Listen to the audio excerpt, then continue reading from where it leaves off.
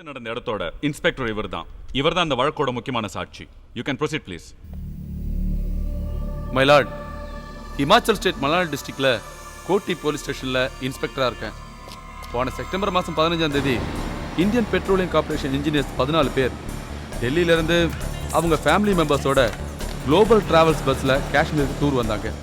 அன்னைக்கு ராத்திரி சோழன் வேலியில் இருக்கிற ரெஸ்டாரண்ட்டில் சாப்பிட்டுட்டு ட்ராவல் பண்ணுறப்போ திடீர்னு பஸ்ஸோட பிரேக் ஃபெயிலியர் ஆகி ஏறத்தாழ 1000 அடி பள்ளத்தில் பஸ் உருண்டுடுச்சு.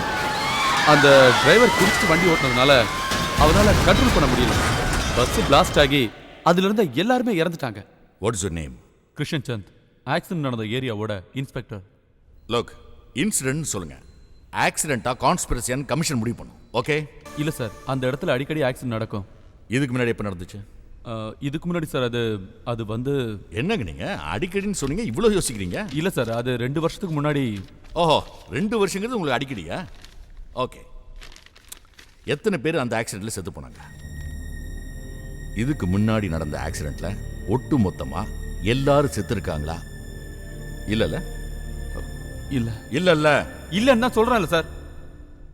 ஓகே மை லார்ட், ஆக்சிடென்ட்னா ஒருத்தர் 2 பேர் உயிர் பிழைக்க சான்ஸ் இருக்கு. ஆனா இந்த இன்சிடென்ட்ல ஒருத்தர் கூட உயிர் பிழைக்கல. ஏன்னா சாட்சிகளே இருக்கக்கூடாதுன்னு எல்லாமே பிளான் பண்ணிருக்காங்க.